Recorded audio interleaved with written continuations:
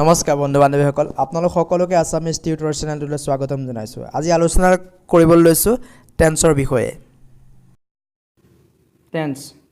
Tense তিনি প্ৰকাৰৰ: present tense, past tense, future tense. প্ৰত্যেকটোকে চাৰিটা ভাগত বিভক্ত কৰা আছে: present indefinite, present continuous, present perfect tense, present perfect continuous tense. ঠিক সেইদৰে past indefinite tense, past continuous tense, past perfect tense, past perfect continuous tense. Future indefinite tense, future continuous tense, future perfect tense, future perfect continuous tense. Total 12টা প্ৰকাৰ tense আছে। আজি আমি প্ৰথমে 3টা tense আলোচনা কৰিম: present indefinite tense, present past indefinite tense, future indefinite. ইনডেফিনিটকেইটা আলোচনা কৰি লওঁ। প্ৰথমে আমি খুব সংক্ষিপ্ত ৰূপত ইয়াত আলোচনা কৰিবলৈ চেষ্টা কৰিছোঁ। প্ৰথমে আমি আলোচনা কৰোঁ প্ৰেজেন্ট ইনডেফিনিট টেন্স।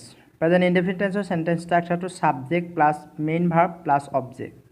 যদি ছাবজেক্টটো থাৰ্ড পাৰ্চন ছিংগুলাৰ নাম্বাৰ হয় তেতিয়া মেইন ভাৰ্বৰ লগত এছ বা ই এছ যোগ কৰা হয়, প্লাছ অবজেক্ট। এইটো হয় থাৰ্ড পাৰ্চন ছিংগুলাৰ ক্ষেত্ৰত। যদি ছাবজেক্টটো থাৰ্ড পাৰ্চন ছিংগুলাৰ নাম্বাৰ হয় তেতিয়া এনেধৰণৰ হয় চেণ্টেন্স ষ্ট্ৰাকচাৰটো, আৰু বাকীবোৰৰ ক্ষেত্ৰত এইটো চেণ্টেন্স ষ্ট্ৰাকচাৰ ব্যৱহাৰ কৰা হয়। এতিয়া প্ৰেজেন্ট ইনডেফিনিট টেন্স ক'ত ব্যৱহাৰ কৰা হয়? চিৰসত্য ঘটনা আৰু অভ্যাসগত কাম, এই দুটা ক্ষেত্ৰতে প্ৰেজেন্ট ইনডেফিনিট টেন্স ব্যৱহাৰ কৰা হয়। আৰু কোনো এটা বাক্য প্ৰেজেন্ট ইনডেফিনিট টেন্সত আছে বুলি আমি গম পোৱাৰ কিছুমান হিণ্টছ ইয়াত দিয়া হৈছে, আৰু সেই হিণ্টছ বা ইয়াত এডভাৰ্ব কিছুমান দিয়া আছে। সেই এডভাৰ্বসমূহ মই ইয়াতে লিখা আছে: generally, usually, always, regularly, often, once a week, কেতিয়াবা মান্থ থাকিব পাৰে, কেতিয়াবা ইয়েৰ থাকিব পাৰে, twice a week, month, year, যিকোনো এটাহে থাকিব। মই সেইকাৰণে অব্লিক দি লিখা হৈছে। নেক্সট, প্ৰেজেন্ট ইনডেফিনিট টেন্স আৰু এটা ক্ষেত্ৰত ব্যৱহাৰ কৰা দেখা যায়, কণ্ডিশ্যনেল চেণ্টেন্সবিলাকৰ ক্ষেত্ৰত। কণ্ডিশ্যনেল চেণ্টেন্সবিলাকত দুটা ক্লজ থাকে: এটা ছাবঅৰ্ডিনেট ক্লজ, সেইটোক ইফ ক্লজ বুলি কোৱা হয়, আৰু এটা মেইন ক্লজ বুলি কোৱা হয় বা প্ৰিন্সিপাল ক্লজ বুলি কোৱা হয়। গতিকে ইফ ক্লজ থকা চেণ্টেন্সবোৰৰ ক্ষেত্ৰত এটা পাৰ্ট যদি চেণ্টেন্সটো এটা বাক্য খণ্ড বা এটা বাক্যাংশ যদি এটা ক্লজ ফিউচাৰ ইনডেফিনিটত থাকে তেতিয়া বাকীটো আমি প্ৰেজেন্ট ইনডেফিনিট টেন্সত লিখা হয়। ঠিক সেইদৰে হুৱেন থকা চেণ্টেন্সবিলাকৰ ক্ষেত্ৰতো এটা বাক্যাংশ যদি ফিউচাৰ ইনডেফিনিট টেন্সত থাকে বাকীটো প্ৰেজেন্ট ইনডেফিনিট টেন্সত লিখা হয়। চমুকৈ প্ৰেজেন্ট ইনডেফিনিট টেন্সৰ ব্যৱহাৰ আৰু প্ৰেজেন্ট ইনডেফিনিট টেন্সত বাক্য এটা আছে বুলি গম পোৱাৰ কিছুমান হিণ্টছ আৰু ইয়াৰ বাক্য গঠনটো আলোচনা কৰা হ'ল। ইয়াৰ পিছত আমি পাষ্ট ইনডেফিনিট টেন্সৰ সম্পৰ্কে চাওঁ। এতিয়া চাওঁ past indefinite tense. Past indefinite টেন্সৰ বাক্যৰ গঠনটো হ'ল subject plus main verb, main ভাৰ্বটো পাষ্ট ফৰ্মত লিখা হয়, প্লাছ অবজেক্ট। পাষ্ট ফৰ্ম মানে ভাৰ্বৰ 3টা ফৰ্ম আছে: present form, past form and past participles form. গতিকে এই 3টাৰ পাষ্ট ফৰ্মটো ব্যৱহাৰ কৰা হয়। আৰু এই পাষ্ট ইনডেফিনিট টেন্সটো ক'ত ব্যৱহাৰ কৰা হয়? অতীতৰ ঘটনা বা কামৰ কথা প্ৰকাশ কৰিবলৈ পাষ্ট ইনডেফিনিট টেন্সটো ব্যৱহাৰ কৰা হয়। ঠিক আছে। এতিয়া কাৰেক্ট টেন্স যেতিয়া কৰিবলগীয়া হয় তেতিয়া পাষ্ট ইনডেফিনিট টেন্সত বাক্যটো আছে বুলি আমি কেনেকৈ গম পাম? তাৰ কিছুমান হিণ্টছ দিয়া হৈছে। যদি বাক্যটোত য়েষ্টাৰডে, লাষ্ট মান্থ বা লাষ্ট ইয়েৰ বা লাষ্ট ডে এনেকুৱা ধৰণৰ থাকে, তাৰোপৰি 2 days ago, 2 hours ago এনেকুৱা যদি থাকে, ইয়াৰ আগত এটা সময় যদি থাকে, তেতিয়া পাষ্ট ইনডেফিনিট টেন্স ব্যৱহাৰ কৰা হয় বাক্যটো। তাৰোপৰি অতীতৰ চন, তাৰিখ বা অতীতৰ ব্যক্তি যদি বাক্যটো থাকে তেতিয়া আমি বাক্যটো পাষ্ট ইনডেফিনিট টেন্সত লিখা হয়। তাৰোপৰি হুৱেন থকা বাক্যবোৰৰ যদি এটা বাক্যাংশ পাষ্ট কণ্টিনিউৱাছ টেন্সত থাকে তেতিয়াও আমি কি কওঁ? বাকী বাক্য খণ্ডটো পাষ্ট ইনডেফিনিট টেন্সত লিখা হয়।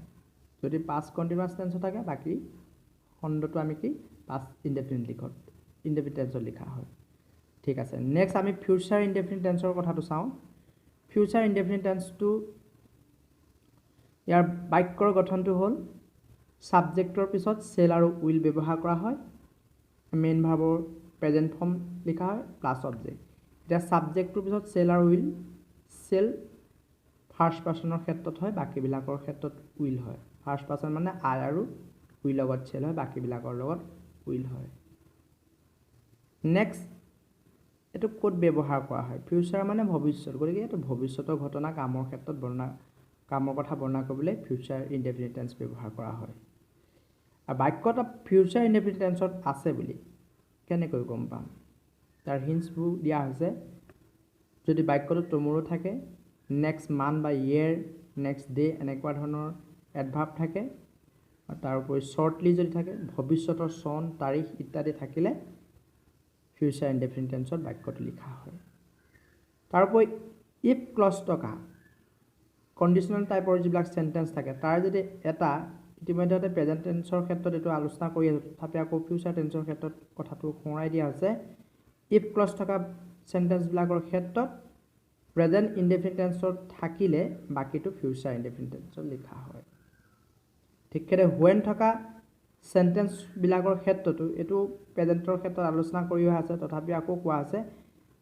যদি এটা প্ৰেজেণ্ট ইনডেফিনিট টেন্সত থাকে বাক্যখণ্ড বাকীটো ফিউচাৰ ইনডেফিনিট টেন্সত লিখা হয় গতিকে আজি এই তিনিটা টেন্সৰ সম্পৰ্কত আলোচনা কৰা হয় এই তিনিটা টেন্সৰ কিছুমান আমি এক্সাৰচাইজ কৰিম গতিকে সেইসমূহ আমি আলোচনা কৰোঁ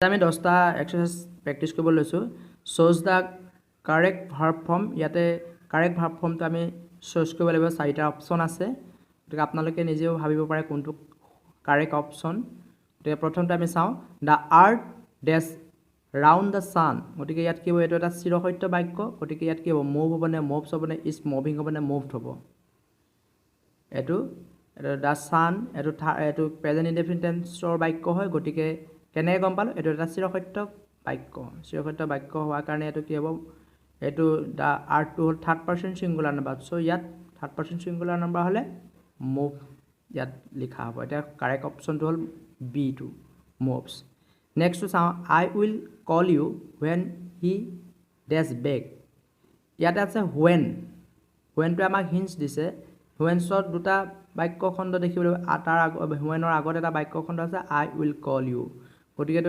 এইটো কি ফিউচাৰ ইনডেফিনিট টেন্সৰ বাক্য হুৱেন থকা বাক্যবিলাকত যদি এটা ক্লজ ফিউচাৰ ইনডেফিনিটত থাকে বাকীটো কি হ'ল লিখিব লাগে প্ৰেজেণ্ট ইনডেফিনিটত লিখিব গতিকে ইয়াত প্ৰেজেণ্ট ইনডেফিনিট টেন্সত কোনটো ভাৰ্ব আছে কামছটো আছে চ' এইটো কাৰেক্ট অপশ্যন হ'ব কামছ নেক্সট আছে 3 নম্বৰ আই ডেছ ব্ৰন ইন 1985 এইটো এটা 1985 এটা অতীতৰ সময় চ' ইয়াত কি হ'ব ইয়াত বি ভাৰ্বৰ পাষ্ট ফৰ্ম ব্যৱহাৰ কৰা হ'ব ৱাজ বা ৱেৰ ইয়াত ৱাজ বা ৱেৰ আছেনে আছে নিশ্চয় ইয়াত আই থাকিলে কি হ'ব ৱাজ হ'ব নেক্সট চাওঁ if she comes I dash to school গতিকে এইটো ইয়াত কোনটো কাৰেক্ট অপশ্যন হ'ব go I am going will go shall go এইটো if ক্লজ হয় if she comes তাই যদি আহে কি হ'ব মই যাম গতিকে এইটো এটা ফিউচাৰ ইনডেফিনিট টেন্সৰ বাক্য হ'ব গতিকে I shall go to school গতিকে এইটো হ'ব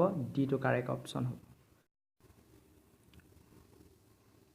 নেক্সট 5 নম্বৰটো she dash the room when I was reading তে when আছে আৰু whenৰ এটা বাক্যখণ্ড আই ৱাজ ৰিডিং মানে এইটো কি টেন্সত আছে আই ৱাজ ৰিডিং এইটো পাষ্ট থাকিলে পাষ্টত হ'ব আৰু এইটো কি আছে আই এন জি থাকিলে কণ্টিনিউৱাছ হ'ব গতিকে এইটো কি হ'ব পাষ্ট কণ্টিনিউৱাছ টেন্সৰ বাক্য পাষ্ট কণ্টিনিউৱাছ টেন্সৰ বাক্য এটা আছে আৰু হুৱেন আছে বাকীটো কি হ'ব পাষ্ট কণ্টিনিউৱাছ টেন্সৰ বাক্য থাকিলে বাকীডোখ পাষ্ট ইনডেফিনিট টেন্সত লিখা হয় গতিকে পাষ্ট ইনডেফিনিট টেন্সত লিখিবলৈ হ'লে কোনটো ভাৰ্ব ইয়াত শুদ্ধ হ'ব কোনটো অপশ্যন শুদ্ধ হ'ব এণ্টাৰটো নহ'ব এইটো প্ৰেজেণ্টত ব্যৱহাৰ কৰা হয় হেড এণ্টাৰটো নহ'ব এইটো পাষ্ট পাৰফেক্টত ব্যৱহাৰ কৰা হ'ব এণ্টাৰটো কাৰেক্ট হ'ব কাৰণ এইটো পাষ্ট ইনডেফিনিটত ব্যৱহাৰ কৰা হয় ই ডি লাগি আছে এইটো পাষ্ট ফৰ্ম হয় ভাৰ্বৰ চ' ইয়াত এণ্টাৰত লিখা হ'ব নেক্সট 6 নম্বৰটো হি ডেজ টু অফিচ ৰেগুলাৰলি ইয়াতে ৰেগুলাৰলি যিটো ভাৰ্ব কি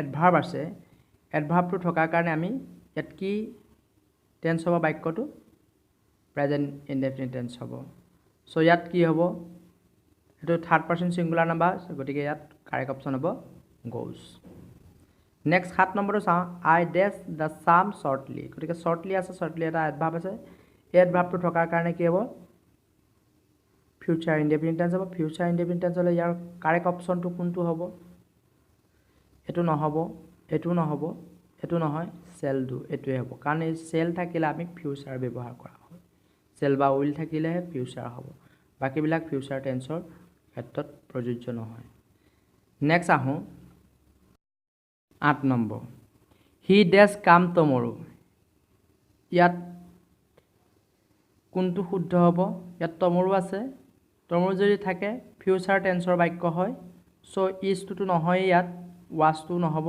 আৰু ইজটো প্ৰেজেন্টত ব্যৱহাৰ কৰা হয় ওয়াজটো পাষ্টত ব্যৱহাৰ কৰা হয় উইল বা সেল ব্যৱহাৰ কৰা হ'ব গতিকে হি লগত কি হ'ব হি লগত উইল ব্যৱহাৰ কৰা হয় গতিকে এটা কাৰেক্ট অপচনটো হ'ব উইল নেক্সট 9 নম্বৰটো সি ডেজ লাষ্ট ইয়াৰ এটা লাষ্ট ইয়াৰ গতিকে লাষ্ট ইয়াৰ থাকিলে এইটো কি হ'ব পাষ্ট ইনডেফিনিট টেন্সৰ বাক্য হ'ব পাষ্ট ইনডেফিনিট টেন্সৰ বাক্য হ'বলৈ হ'লে এইটো কি ইয়াত আছে die dead had died none of those কোনটো হ'ব ডাই পাষ্ট ফৰ্মটো ডাইড আছে গতিকে এইটো কাৰেক্ট অপচন হ'ব বি নেক্সট 10 নম্বৰটো Shakespeare dash sweet are the uses of adversity এই খালী ঠাই স্থানত এই চাৰিটা কোনটো অপচন ইয়াত হ'ব was said says had said none of those was সেডটো হ'ব নেকি ওয়াজ সেডটো নহয় শেক্সপিয়াৰক কোৱা নাছিল শেক্সপিয়াৰহে কৈছিল কথাষাৰ সেজ